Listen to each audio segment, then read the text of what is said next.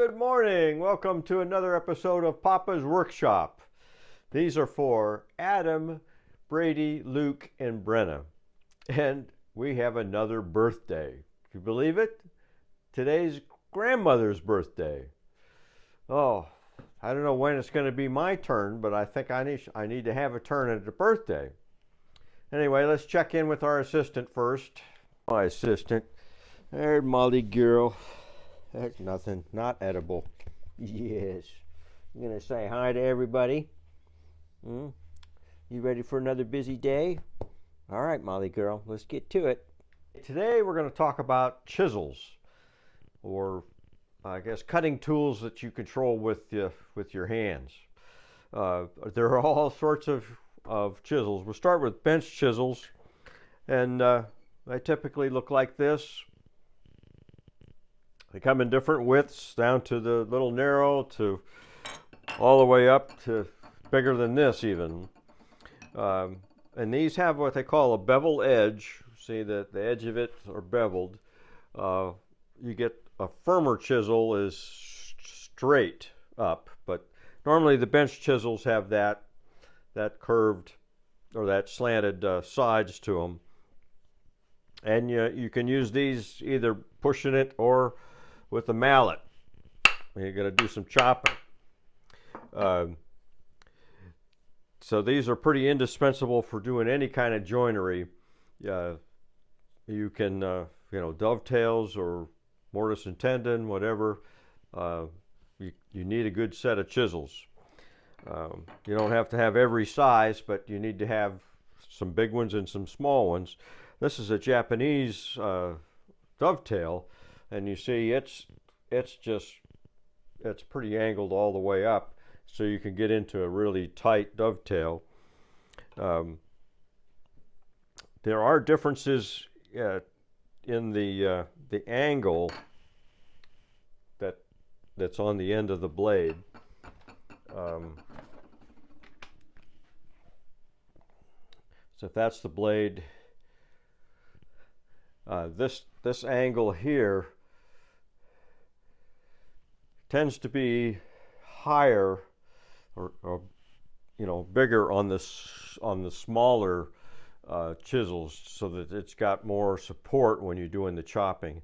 And then the bigger wider ones tend to be a little steeper. They're more like this for paring, which paring is just with hand, not with the mallet. You're pushing the a lot of times that when you're sharpening chisels, the face or this back here has to be totally flat, especially at this tip right here.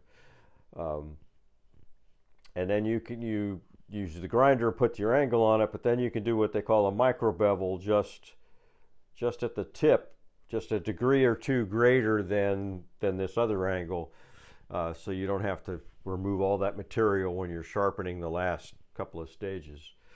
Typically, this is 25 to 30 degrees. Some of the newer metals need that to be at 30 degrees. They're a little more brittle at the tip.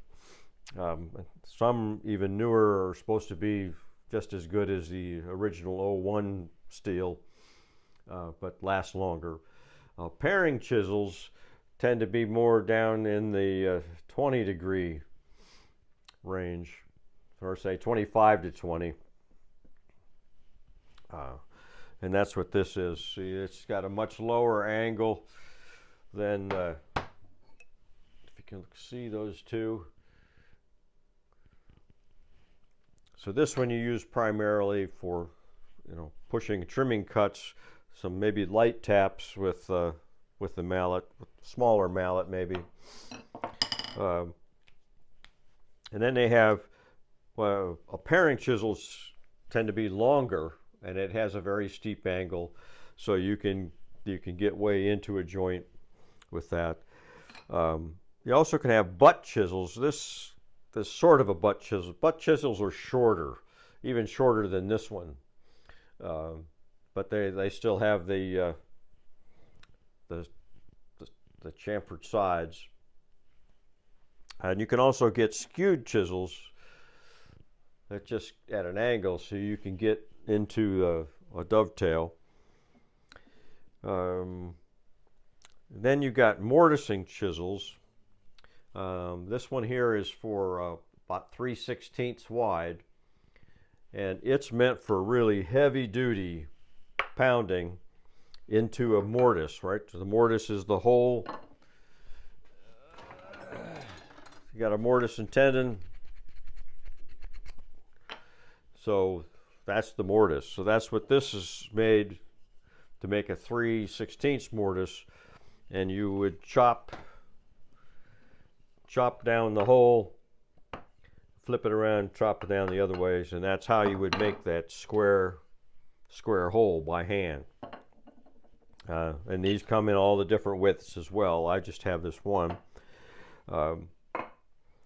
So you can also get, this is a crank neck, and this allows you to get down in low on something if it's like a slot down in there that you can't get at the straight angle with a regular chisel. So there's all sorts of variations to the chisels. And then you got carving tools, and the carving tools are much like the paring chisels. They are at a very, very steep angle. They're more at the 20 degrees or even less, because they're really meant for pushing. You can do light tapping with this is a more of a precision tapping, but you still can use the mallet on these if you have to. And of course the carving chisels come in all, this is a straight one, and you notice it doesn't have the chamfered sides. It's straight, and it's not even parallel, because it's not meant for joinery, it's meant for the carving. And they come in all different widths. This one has got a curve, and there's different curves. See, this one is a tighter curve, and they're rated by how wide they are and how steep the curve is. So there's a numbering system, and there's a gazillion of the carving tools. You don't need every one of them.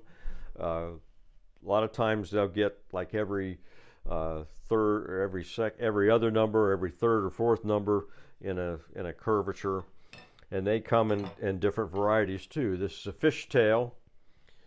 You can see it looks like a fishtail up at the top, and it comes in various curves. And then you can get these bent chisels to be able to get down into like the top of a ball and claw feet at the very top. And then they have these are palm. You see, it's got little narrow, and these are meant to be pushed with your palm like that. They don't use a mallet. These are finer tools. And then you have what they call chip carving, where you're just making straight cuts, and you're cutting this way, and then this would, again, these are all done with hand, not with the mallet. The other thing you can use to do the mortise, there is a power tool that will do those square holes for that. Let's cover that real quick. Here we have a benchtop mortising machine that makes the square or rectangular holes. And basically it's a drill. See, there's a drill bit inside of a hollow bit. So the machine turns the drill. It's ahead of the chisel, and so it drills the hole, and then you have to forcibly push that chisel through to make the square hole. Now this is a ½ inch. They come in all different sizes. There's a 1/4 inch mounted in here, and so you turn it on, and it's got the drill bits going, and you come down, and this gives you the leverage to be able to basically cut those corners, and you would go down. This is a homemade top for this, so it allows me to move it, so I can cut the this one end and move it over, cut the next one, to make the whole slot. That's how you have to do it. So, and it's also adjustable this way. Some of them you can get them with this, a more expensive one. This is just, like I said, a small benchtop one that serves me well enough. So that makes it a lot quicker to do the mortises, and it saves a lot of time. And the mortise and tenon is a strong joint, so that's what you want. So that's about it for chisels. Hope we'll be seeing you guys soon. And I hope there's not another birthday next time. Until then, we'll see you later. Bye-bye.